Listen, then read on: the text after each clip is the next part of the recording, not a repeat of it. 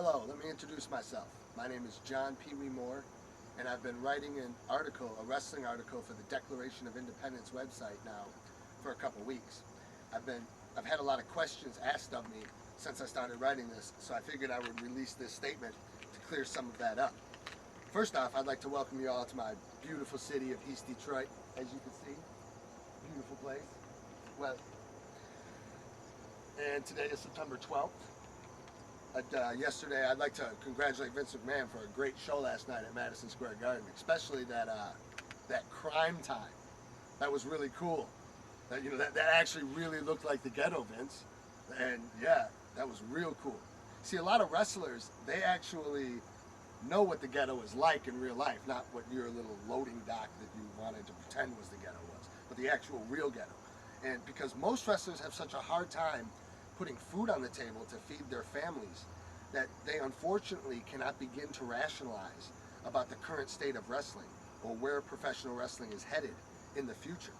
You see, in order for one man to control 90% of the total revenues that our business generates, he must successfully separate the wrestlers from their identity.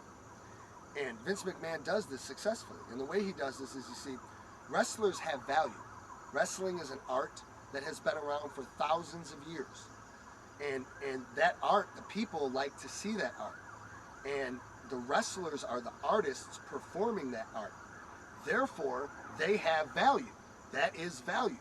Now, you see, Vince McMahon makes the wrestlers compromise themselves, compromise their character, compromise their integrity, compromise even their race. And by making him do these things, he is making them less valuable. And by making the wrestlers less valuable, he makes himself more powerful. You see, and then he uses that power to control all of wrestling, everything from Japan to TNA to all the independents. See, that fat fuck promoter that runs down the road from you, he is controlled by Vince McMahon. He may not be controlled. Vince McMahon might not call him on the phone and tell him who to book or how to book his show, but he is controlled by Vince McMahon in this sense that he is taught from when he starts in this business that you cannot build this business on a philosophy. You cannot build this business on an idea. If you do that, if you try to build your own stars, Vince will come in and he will steal all of your guys and he will put you out of business. The only way you can have any success in today's business is by taking the guy that Vince just shit canned, the guy that Vince just fired. Take him, fly him into your town, pay him an outrageous amount of money because he just got off of Vince's TV. That's the only way you get any legitimacy or respect in Vince McMahon's wrestling world. And this is not true. You see, we can't change the past. Vince McMahon owns the past. He owns every video library in wrestling. He can have it. We will concede that to him. But Vince McMahon cannot have the future. He cannot dictate what the future of wrestling is going to be. We control the future. And anybody that says different is a lethargic coward. We do control the future of wrestling, and we can change. And we're taught that, oh yeah, you can change the WWE. You just get into the WWE and change the WWE from within. That's the way that their company works. That you get in there and change it from within. That is not true. That is wrong.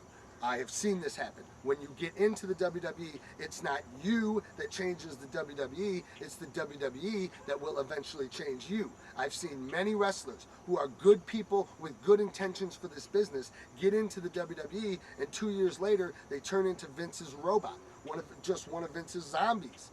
And I've seen this happen far too much in my 15 years in this business to know that it is a serious problem and we have to deal with it. A lot of people say that I just do what I do, I write what I write, or I say what I say because I'm bitter and I'm not a part of the new ECW, or that I'm just doing this because I want to get a job with the WWE. Look, I do not want a job with the WWE. I want to walk into the WWE, I want to free all of their wrestlers, I want to hang Vince McMahon, and I want to burn Titan Towers to the goddamn ground. I want to get rid of all of the pedophiles, and I want to bring some legitimacy back to this business. I want respect, I want statistics, I want records, I want playoffs, I want a season.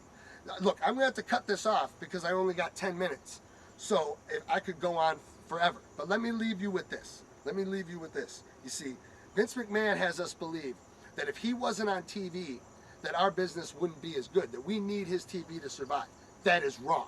Our business would be in better shape if there was no wrestling on TV, because Vince gets to define what wrestling is by having it on TV. And what his definition of wrestling is not the definition that most fans and most wrestlers believe.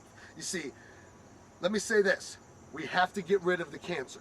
And the cancer is the man that makes 90% of the total revenue in our business. Peace be with you all. I wish you all to be safe, even those who do not agree with me.